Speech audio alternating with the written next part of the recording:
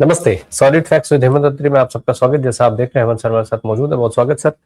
Sir, खबर जिस तरीके से हम पिछले कुछ समय से लगातार देख रहे हैं एवन साहब को लेकर के, गौतम अडानी जी को लेकर के, अमेरिकी अदालत बिल्कुल पीछे ही लग गई है। एक तरफ जहां भारत की सरकार लगातार अडानी साहब को जो है वो नोटिस समन जो भी कहिए वो देने को तैयार नहीं थी। कहा यह जा रहा था कि प्रोसेस चल रहा है इत्यादि इत्यादि, क्या कुछ कहा जा रहा था। उधर रातों रात, उधर रात में जब भारत सो रहा था, भारत में जो है उस समय का जो वक्त था, और वहां गौतम अडानी साहब के लोग मान लेते हैं, पेशी को स्वीकार करते हैं। पेशी का जो प्रोसेस होता है वो आप बताइएगा साथ में, कि वो नोटिस को स्वीकार करने पर अपनी सहमति दे देते हैं। 90 दिनों में जवाब देना है, ये भी साफ हो जाता है। सर, दो चीजें हैं। एक तो अब क्या हो रहा है वहां पर, जरा दर्शकों के लिहाज से ये समझा दीजिए, और दूसरा जरा हम ये भी समझे कि भारत के लिहाज से इसके क्या मायने रखते हैं। क्यों भारत की सरकार, आखिर यही वो नोट, क्या ये वही नोटिस है जिसको गौतम अडानी को देने से भारत की सरकार बच रही थी और अब इनको वहां जाकर के लेना पड़ रहा है? राम प्रकाश जी नमस्कार, आपको सारे दर्शक साथियों को भी। देखिए, निश्चित तौर पे वही नोटिस है जिसको पिछले 14 महीने से टाला जा रहा था। नवंबर 2024 से लेकर के ये समय आ गया। उन्होंने हर तरीके से कोशिश की। सिक्योरिटी एक्सचेंज कमीशन जो हमारे सेबी की तरह होता है, पहले उन्होंने सरकार से रूटीन में ट्राई किया, उसके बाद हेग कन्वेंशन के जरिए किया, और इन्होंने दोनों बार ही रिजेक्ट कर दिया। जिसके बाद मजबूर होकर के उनको 21 तारीख को, जो अभी 21 जनवरी गई है, उसमें कोर्ट में मूव करना पड़ा एप्लीकेशन कि साहब वो नहीं ले रहे हैं संबंध, हरियाणा भारत सरकार उसको सर्व नहीं कर रही है, तो क्यों ना हम उनको मेल के जरिए या अटॉर्नी के जरिए सर्व कर दिए। आपको पता है 48 घंटे के अंदर अडानी और उनके पूरे वकीलों की पूरी बैटरी एकदम एक्शन में आई, और जो ये ब्रुकलिन के अंदर जो न्यूयॉर्क में कोर्ट है, ईस्टर्न डिस्ट्रिक्ट कोर्ट, उसके अंदर तुरंत पेश हुए 48 घंटे के अंदर, और कहा कि साहब हमें कुछ समय दीजिए, हम मॉडलिटीज तय कर लेते हैं एससीसी के साथ। और उसके बाद 26 तारीख मिला। 26 तारीख के बाद फिर कहा 2 दिन का समय और चाहिए। 30 तारीख को, कल, यानी जो अमेरिकन समय के मुताबिक वहां पर 11:15 के आसपास ये हियरिंग हुई, और जिसमें एससीसी और अडानी के वकील, और अडानी के वकील कौन है ये भी जानकर हैरान होंगे आप, दुनिया के टॉप मोस्ट महंगे और विख्यात वकीलों में से एक, जो डोनाल्ड ट्रंप के लिए भी जो पैरवी कर रहे हैं। उस केस के अंदर आपको ध्यान होगा ना, उनको कन्विक्ट कर दिया था जब वो प्रेसिडेंट इलेक्ट थे, तो उस वही वकील इनके हैं। और कल जब रात को हियरिंग हुई, तो उस अपना समय उस टाइम था 10:30 बजे के आसपास रात का। तो उस समय दोनों ने ज्वाइंट डिक्लेरेशन कोर्ट को दिया कि अदालत के डॉक्यूमेंट्स लेने के लिए अडानी तैयार हैं, और ये उनको सौंप दिए जाए। तो ये एक रूटीन जुडिशियल प्रोसेस है। इसका मतलब आप एक चीज मानिए कि अब एक सिविल केस के अंदर, जिसमें फ्रॉड के केस आरोप हैं सारे एससीसी की तरफ से, उसमें गौतम अडानी और उनका भतीजा सागर अडानी बाकायदा लिस्टेड एक्यूज्ड हैं। पहली बार ये सुनेंगे आप शब्द लिस्टेड एक्यूज अमेरिकन कोर्ट के अंदर। जैसे ही आप समन सर्व करते हो, तो समन रिसीव करते हो, तो you become a listed accused. उसका जब तक नहीं हुआ था तब तक अलग बात थी। तो एक पक्ष ये है। दूसरा पक्ष इसमें यह है कि अब एक तरीके से, जैसा आपने कहा इंट्रोडक्शन में, 60 दिन का समय मिला है अडानी को, जो आरोप लगे हैं उनके ऊपर एससीसी के द्वारा, उनको जवाब देने का। उसके बाद, सॉरी, 90 दिन का टाइम मिला है। 90 दिन का टाइम अडानी को मिला है। उसके बाद 60 दिन के अंदर जो वो जवाब देंगे, उस पर काउंटर रिस्पॉन्स कौन करेगा? एससीसी, कि भाई ये जो कह रहे हैं ये इस तरीके से गलत है। और जो एससीसी का रिस्पॉन्स होगा 2 महीने के बाद, उस पर अडानी को फिर 45 दिन मिलेंगे उस पर काउंटर फाइल करने के लिए। तब जाकर के प्रॉपर हियरिंग मेरिट के बेसिस पे केस की शुरू हो, क्योंकि दोनों पक्षों का फिर पक्ष आ चुका होगा उस तरीके से।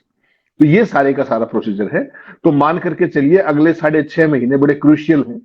और इसमें जो अडानी करने जा रहे हैं, जो उन्होंने जो अपने एक्सचेंज फाइलिंग के अंदर भी आज लिख के दिया है, कि वो न्यूयॉर्क ईस्टर्न डिस्ट्रिक्ट कोर्ट का जो पहला तो क्षेत्राधिकार है, लोकस है इस केस को सुनने का, उसको चैलेंज करेंगे। नंबर 2, उनके ऊपर जो भी आरोप लगाए हैं उनको उन्होंने नकारा है, पहले भी नकारा है, आज फिर नकारा है उन्होंने। और ये भी कहा है कि इस केस के अंदर जो अडानी की कंपनी है, अडानी ग्रीन, वो कहीं पर मेंशन नहीं है। ये बात सच है, लेकिन सवाल ये कि वो कंपनी किसकी है? कंपनी तो अडानी की है ना। कंपनी का नाम हो चाहे ना हो, जब ओनर का नाम है तो वो समझ सकते हैं सारी बात। तो ये ऑल आउट डिफेंस के लिए इनको अब जाना पड़ेगा। और अब जो हकीकत है कि बेसिकली जो 14 महीने से मोदी सरकार तमाम इंटरनेशनल नॉर्म्स को, संधियों को दरकिनार करके जिस तरीके से गौतम अडानी को बचाना चाह रही थी, वो दौर अब खत्म हो गया। हालत ये कर दी अमेरिका की कोर्ट ने कि भारत सरकार उनको नहीं बचा पाई और इनको खुद दौड़े दौड़े जाना पड़ा कोर्ट के अंदर कि माई लॉर्ड लाइए, हम तैयार हैं। 2 बार समय मांगा, 23 तारीख को मांगा, 26 तारीख को मांगा, तब जाकर के रात को 30 तारीख को किस तरीके से वहां पे हियरिंग हुई और जज को कहा कि साहब आपको ऑर्डर पास करने की जरूरत नहीं है, हम सम्मन लेने को तैयार हैं। क्योंकि उन्होंने जो एससीसी ने रिक्वेस्ट की थी कि जज साहब को कि आप ऑर्डर पास कीजिए। तो अब चूंकि दोनों ने एक ज्वाइंट डिक्लेरेशन दे दिया है कि ये तैयार है और हम भी तैयार हैं तो कोर्ट डॉक्यूमेंट्स लेने के लिए, तो वो अब उसके कोर्ट के ऑर्डर की जरूरत नहीं पड़ेगी। सर, भारत सरकार ने जो नोटिस जो रिसीव नहीं कराया अडानी के लिए, क्या इसका भी फर्क अब इस मामले में हम लोग देखेंगे? और साथ में भारत सरकार के लिहाज से अगर हम देखेंगे, अडानी अब वहां पे खुद उपस्थित होकर के और सारी चीजें ले रहे हैं, मतलब अडानी के लोग नोटिस लेने पर सहमति जता रहे हैं। ऐसे में ये भारत सरकार के लिए कितना बड़ा तमाचा है कि भारत सरकार जो काम नहीं कर पाई वो काम खुद जाकर के अडानी के लोगों को वहां करना पड़ रहा है। भारत की सरकार का एक और चीज है, जो व्यक्तिगत मामला डिस्कस नहीं होता है, जो दावा हमारे विश्व गुरु साहब ने किया था, क्या उसका भी पोल एक तरीके से खुल रहा है अब सामने देखा जाए तो? नहीं, निश्चित तौर पे देखिए, इस तरह के मामले के अंदर इनको गलतफहमी क्या थी, अडानी को भी गलतफहमी थी और मोदी को भी गलतफहमी थी। इनके लोग आपको पता है किस तरीके से उम्मीद कर रहे थे कि ट्रंप राष्ट्रपति बनेंगे, उनके लिए हवन यज्ञ और पता नहीं क्या क्या नौटंकियां करते रहे थे। लेकिन जैसे ही वो श्रीमान जी ने टेक ओवर किया, उसका तो बिल्कुल बदला हुआ रूप था और वो बिल्कुल हाथ धो के जिस दिन से उसने शपथ ली है भारत के पीछे पड़ा हुआ है। एंड टू दैट एक्सटेंट कि उसने चाइनीज प्रेसिडेंट, जो उनका सबसे बड़ा प्रतिस्पर्धी है, उनको इनवाइट किया इनॉग्रेशन के लिए, और मोदी का इनवाइट लेने के लिए जयशंकर कितने दिन अमेरिका में बैठे रहे, ये मुझे आपको बताने की जरूरत नहीं है पब्लिक डोमेन में। तो उस भाई ने, जिसके लिए प्रार्थनाएं दुआएं करते फिर रहे थे भक्त मंडली, उसने इनको इनॉग्रेशन पे बुलाना ठीक नहीं समझा, उचित नहीं समझा। उसके बाद आप ध्यान कीजिएगा क्या क्या हुआ। ये वहां पर गए 12-13 फरवरी को, वो जो सवाल पूछा ऐतिहासिक जिसका आपने जिक्र किया कि दो देशों के राष्ट्राध्यक्ष ना मिलते हैं ना बात करते हैं, तो वो जो वो जनवरी की बात है और केस कब का है, ये 24 नवंबर का, यानी कि 2-2.5 महीने ही बीते थे।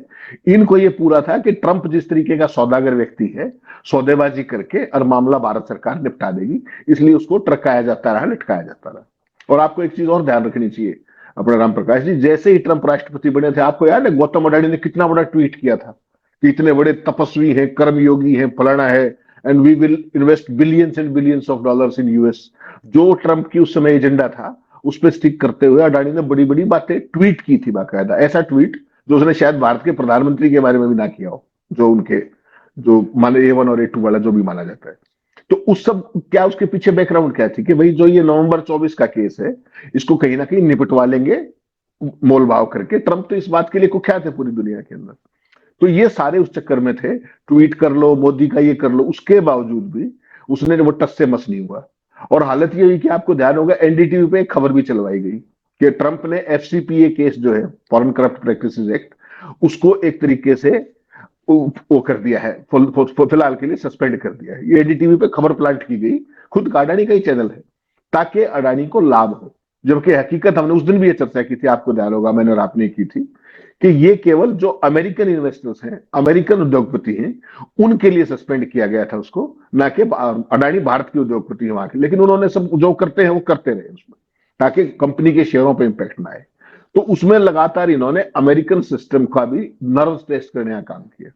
एक बार इन्होंने, आप सोचिए, आज तक कभी मोदी जी ने, ट्रंप ने 71 बार ये कहा कि भारत और पाकिस्तान का जो ऑपरेशन सिंदूर था मैंने रुकवाया, याद होगा ना आपको।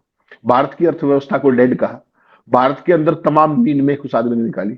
आज तक कभी मोदी और जयशंकर ने नाम लेकर के ट्रंप का कभी कोई जवाब दिया है क्या, किसी बात का?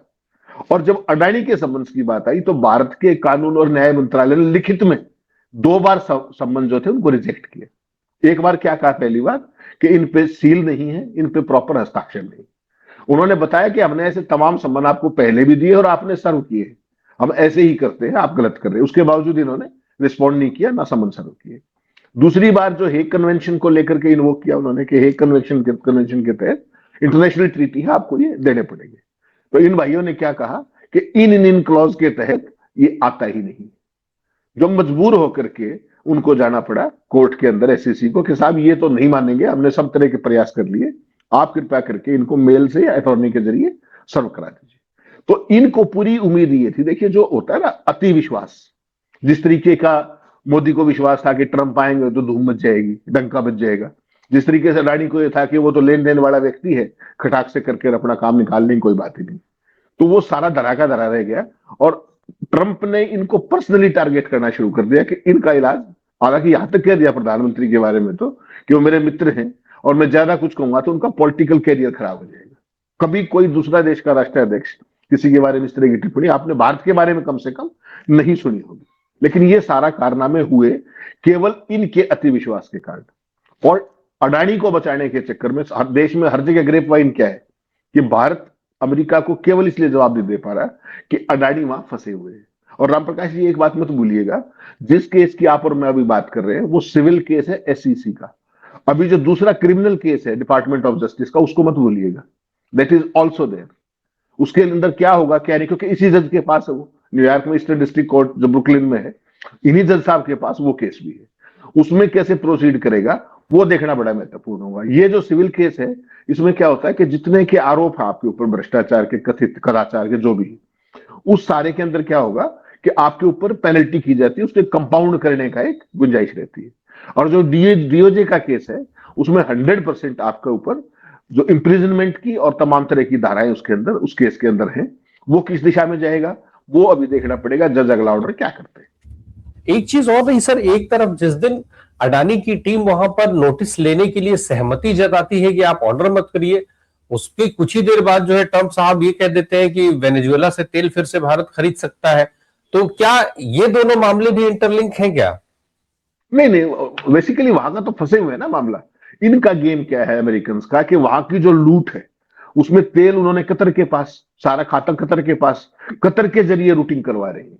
और इनको पता है कि भारत को तो आज जो भी बोल दोगे वो कर लेंगे। वो पता है आपको, जिस तरीके से राजदूतों के जरिए ये सब बताया जा रहा है सांसदों को कि देखिए आपने राष्ट्रपति को कहिए आप कि हमने रशिया से तेल कम कर दिया है, फला कम कर दिया है। तो ये तो हालत आ गई कि आपको अमेरिका के साथ लॉबिंग फर्म के जरिए कम्युनिकेट करना पड़ रहा है, या सांसदों के जरिए कम्युनिकेट कर रहे हैं आप, इंडिविजुअल सांसद के जरिए। तो वो सारी, इसका कोई इसका संबंध नहीं है। ये तो देखिए हमेशा ही, जब तक ये मामला सॉर्ट आउट नहीं होता, ये तो आर्म ट्विस्टिंग का एक माध्यम राम प्रकाश जी मान करके चलिए लगातार रहेगा। और यही वो एक मुकदमा है जो आमतौर पर लोग बताते हैं जो विदेश नीति के जानकार हैं कि इसी मुकदमे के कारण ट्रंप की इतनी हिम्मत है कि वो भारत को इस तरीके से आर्म ट्विस्टिंग नहीं, टू सम एक्सटेंट ब्लैकमेलिंग पर भी उतरे हुए हो। तो वेनेजुएला का तेल तो विशुद्ध धंधेबाजी है कि जो वहां से लूट का माल हो जल्दी जल्दी अमेरिका में वापस पहुंच जाए कतर के जरिए। ये अलग चीज है, वो अलग चीज। नहीं, मैं सर कानूनी रूप से इंटरलिंक की बात नहीं कर रहा था, मैं इस आदेश की बात कर रहा था जो ट्रंप स्टेटमेंट देना, उस ट्रंप स्टेटमेंट की बात कर रहा था। एक तरफ देखा उन्होंने कि अडानी की गर्दन फंसी, क्योंकि अब तो आप नोटिस लेने को तैयार हो गए, इसका मतलब अब तो आप, जैसा आप बता रहे थे कि अब लिस्टेड हो गए आप, और उसके साथ में इस तरीके की बात कहा जाना, यानी भारत का हाथ अभी तक जो वो बिना पकड़े मरोड़ने की कोशिश कर रहे थे, अब वो पकड़ करके मरोड़ने के लिए सक्षम हो गए। तो ऐसे में अब हम रशिया के बजाय अमेरिका से तेल खरीदते हुए जल्दी दिखेंगे, वेनेजुएला का माल उठाते हुए दिखेंगे हम। ये किसी भी हद तक जा सकते हैं राम प्रकाश जी। अडानी को बचाने, अडानी ही राष्ट्र है भाई। आप और मैं किसी गलतफहमी में क्यों है? अडानी ही राष्ट्र है। आपने देखा जब हिंडनबर्ग ने आरोप लगाए थे, तो आप कोई भी उद्योगपति है वो अपने पीछे तिरंगा लगा के बात कर सकता है। भारत की प्रगति को के खिलाफ साजिश बता रहा था वो, as if he is India. तो ये एक नया दौर है जिसमें मोदी ने इस तरह की अपने जो प्रिय खासतौर पर क्रोनीज है उनको इस तरह की सुविधा दी है कि वो कोई भी हिमाकत इस तरीके की कर सकते हैं। अडानी ने पीछे झंडा लगा करके प्रेस कॉन्फ्रेंस की। आपको याद होगा जब रिलायंस जियो लॉन्च हुई थी तो किस तरीके से प्रधानमंत्री के एक एक पेज के विज्ञापन as if he was their brand ambassador. तो प्रधानमंत्री का इस तरह के उनके फोटो का, उनकी चीजों का प्रयोग करना कौन करता है? देश के झंडे का प्रयोग बताइए आप। देश के राजदूत करते हैं, राष्ट्रपति करते हैं, प्रधानमंत्री करते हैं, हेड ऑफ स्टेट्स करते हैं, या ये लोग करते हैं उद्योगपति। ये सारी चीज आपको देखनी पड़ेगी कि इनको फुल छुट्टी है और इनको एक तरीके से इम्यूनिटी है। एक चीज बताइएगा राम प्रकाश जी मुझे, आज आप पुराने आदमी हैं, अमेरिका के अंदर आपके ऊपर आरोप लग रहे हैं कि आपने हजारों करोड़ रुपए की रिश्वत की पेशकश भारत में की। अमेरिका के अंदर आरोप लग रहे हैं, नवंबर 24 से लग रहे हैं।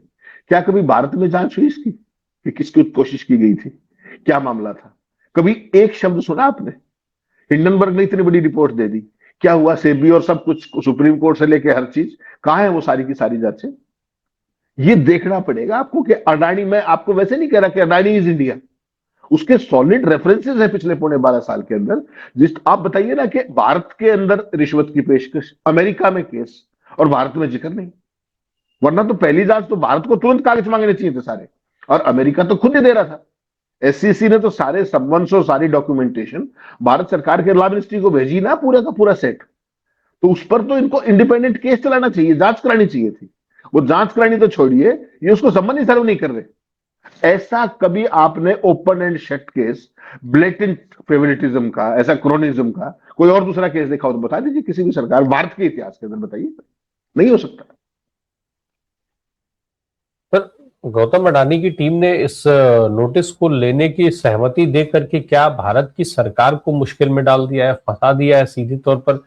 नरेंद्र मोदी जिस चीज से बचना चाहते हैं, ये टाल करके, ये कह करके कि भाई व्यक्तिगत बात नहीं होती है, इत्यादि इत्यादि, अब एक के बाद एक सिलसिलेवार इस पूरे एक प्रकरण में क्या ये साफ नहीं हो गया है कि जो सवाल देश में उठाया जाता था नरेंद्र मोदी और अडानी के संबंधों को लेकर के, अडानी जी को स्पेसिफिक फायदे पहुंचाने के लिए अभी तक देश के अंदर होता था, अब ये दुनिया को दिखाई दे रहा है कि अडानी के लिए नरेंद्र मोदी क्या कुछ कर सकते हैं और किस स्तर तक जा सकते हैं।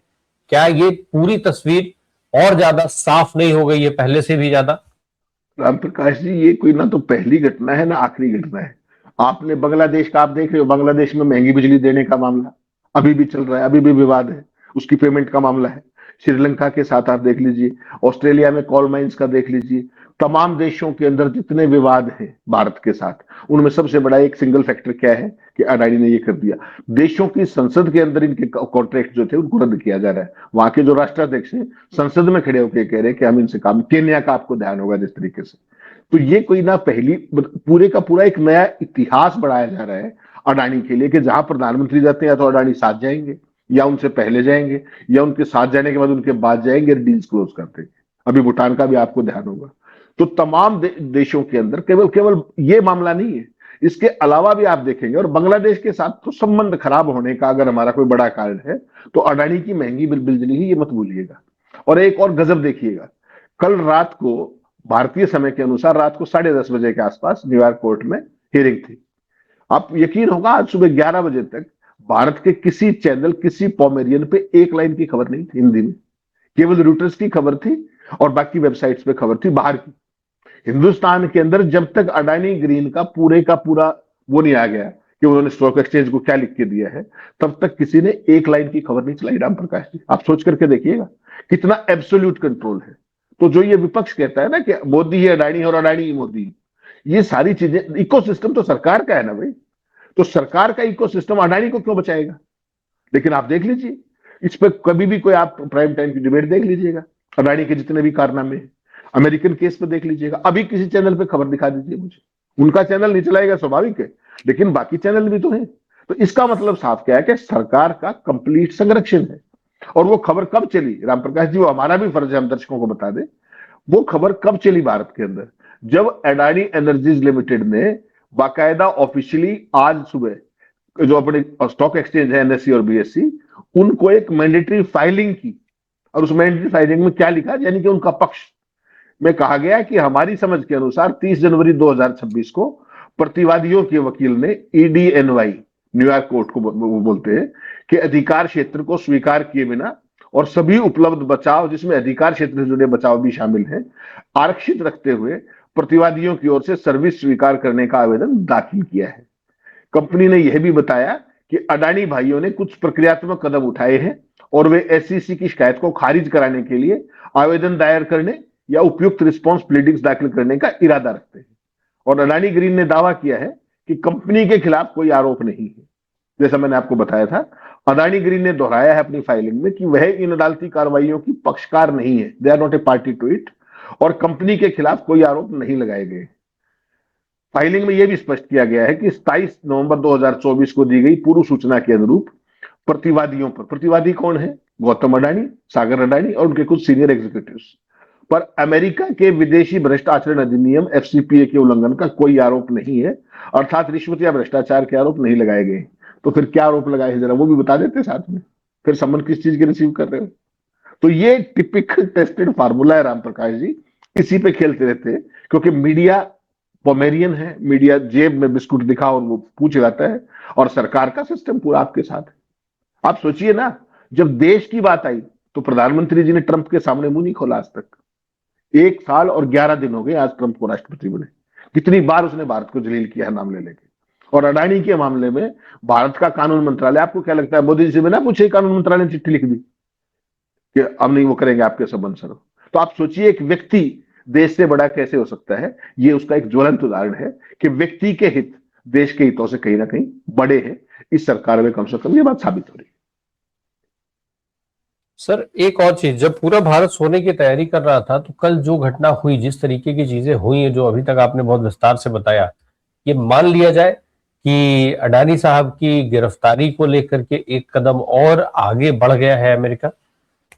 राम प्रकाश जी देखिए, ये सिविल केस, इसलिए मैंने आपको स्पेसिफिकली डिफरेंशिएट किया दोनों के अंदर। ये सिविल केस इसका है असर क्या उस दूसरे मामले पर नहीं आएगा सर? स्वाभाविक तौर पे, स्वाभाविक, आपने अदालत को ऑफेंड कर दिया ना भाई। आप एक चीज बताइए राम प्रकाश जी, मैंने आपके खिलाफ कोई आरोप लगाए, अगर आप उसके प्रति ईमानदार हैं तो आप सम्मन ले लीजिए कोर्ट के और फाइट इट आउट लीगली। अब भी तो लिए आपने, अब नहीं लिए। वो 14 महीनों का हिसाब कौन देगा? आपने अदालत को ऑफेंड कर दिया, एससीसी को ऑफेंड कर दिया, और पूरे अमेरिकन सरकार को ऑफेंड किया कि ये हमारे सिस्टम को भी नहीं मानते। जुडिशियल सम्मन से एक रूटीन का प्रोसेस है Ram Prakash ji, nothing great about it. आप शुरू में ही ले लेते। आपकी आज इसमें क्या होती है राम प्रकाश जी, एक सिविल केसेस के अंदर अमेरिका के अंदर एक और चीज भी होती है, उसको कहते हैं आप बार्गेनिंग प्ली।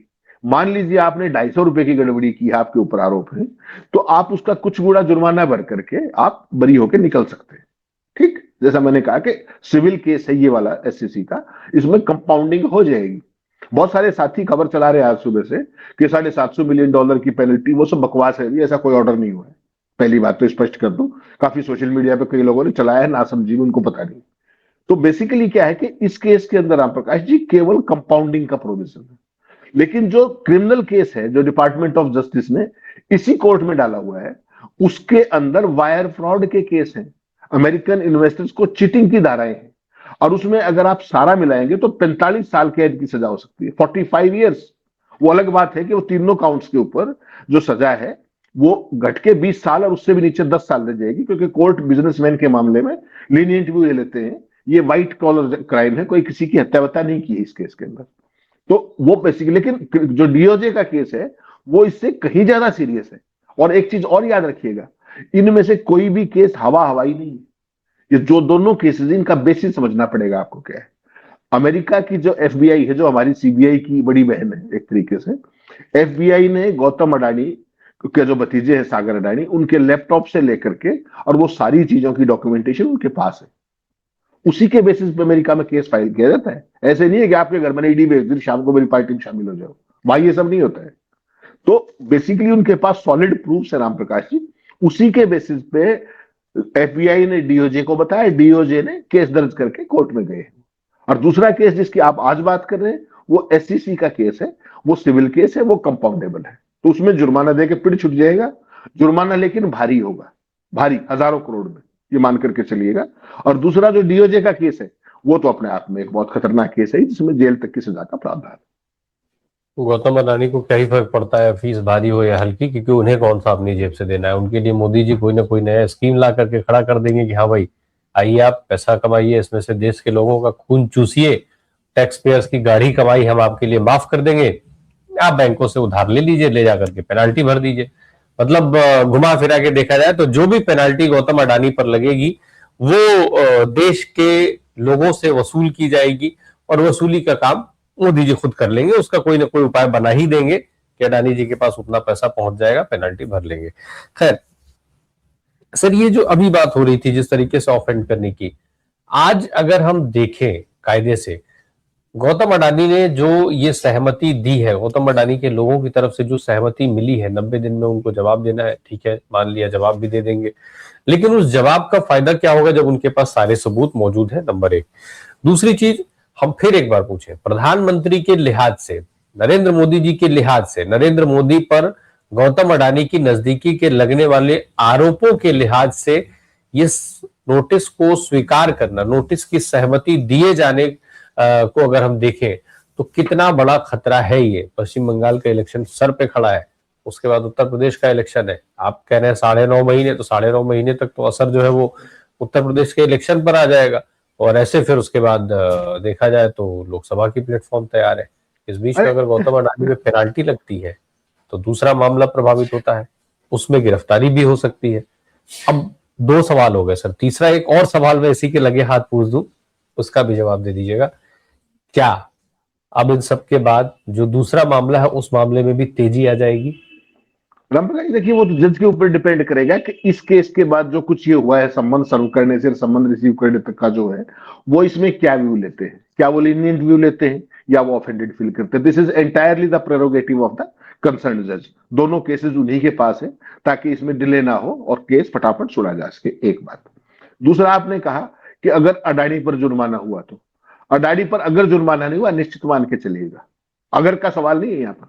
लेकिन आपने जो तीसरा सवाल पूछा, अमेरिका की अदालत में, मैंने ये क्या किस बात पे चैलेंज करेंगे, आपको पता है, इनको टाइम निकालना है और ये कोशिश करेंगे कि एक फेवरेबल समय आ जाए भारत और अमेरिका के संबंधों के बीच में, और उसका फायदा उठाते हुए कोई बार्गेनिंग प्ली ठीक ठाक इनको मिल जाए अपने सत्ता के रचकों के लिए, तब तक ये इसको लटकाते रहेंगे। इनका लटकाने का खेल क्या है, जैसा मैंने आपको पहले स्लॉट में ही बताया। नंबर एक, ये जो अदालत के अधिकार क्षेत्र है, जो न्यूयॉर्क डिस्ट्रिक्ट कोर्ट का, ये उसके अधिकार क्षेत्र को चैलेंज कर रहे हैं, ठीक। और दूसरा ये कह रहे हैं कि इसमें इनकी कोई इन्वॉल्वमेंट नहीं है। इन दो बेसिस पे ये इसको लटकाने की कोशिश करेंगे। लेकिन वो अमेरिका की अदालत है, वो भारत की अदालत नहीं है कि आप 2 वीक्स का एडजर्नमेंट कहते हैं और 5 महीने में तारीख लगती है, ऐसा नहीं होता। वहां पे आपको ध्यान हो, 26 तारीख को जब फैसला हुआ था कोर्ट में, जो चर्चा गई, इन्होंने अपील लगाई कि हमें 3 दिन का समय और दो, तो क्या कहा न्यूयॉर्क जज ने कि 30 जनवरी को सुबह तक आप इस पर फैसला करके आओ। 30 जनवरी को भी सुबह तक। They are so very particular about things. तो इंडिया वाला सिस्टम नहीं है कि तारीख पे तारीख, तारीख पे तारीख, वो चीज नहीं होगी। आपने एक सवाल पूछा कि इसका मोदी जी पर क्या इंपैक्ट पड़ेगा। देखिए, जो मोदी जी कंप्लीटली इन सब घटनाओं से इंपैक्ट प्रूफ है। आज तक उन्होंने क्या क्या कहा, नोटबंदी की तो भाजपा की सत्ता, लॉकडाउन की तो भाजपा की सत्ता, और देश की अर्थव्यवस्था का सत्यानाश हो गया तो भी भारत भाजपा की सरकार। कहीं कोई इश्यूज के बेस पर राजनीति भारत में नहीं हो रही, ये उन्होंने सुनिश्चित कर दिया है। ज्ञानेश गुप्ता जिंदाबाद है सारे देश में। ऐसा आप तो कह रहे हो कि मोदी जी पे इम्पैक्ट पड़ेगा, आप मेरे से लिखवा के रख लीजिए, मोदी जी की अगर ये SIR ठीक ठाक पार होगी, ये मिड टर्म पोल करा के दिखाएंगे आपको और 450 सीट लेके दिखाएंगे। तो इनके ऊपर इन चीजों का कोई इंपैक्ट नहीं पड़ता। सारा मीडिया इनका पालतू है, सारा सिस्टम, एजेंसियां किस तरीके से प्रयोग होती हैं, न्यायपालिका को किस तरीके से अपने माकूल करने की कोशिश हो रही पूरे चारों तरफ। तो जो भी अकाउंटेबिलिटी के जो सिस्टम्स थे, वो they are in complete control of the government, ठीक। पैसा अडानी के पास है, सिस्टम मोदी के पास है, फिर वही विन विन सिचुएशन। फिर आप किस चीज की चिंता कर रहे हो?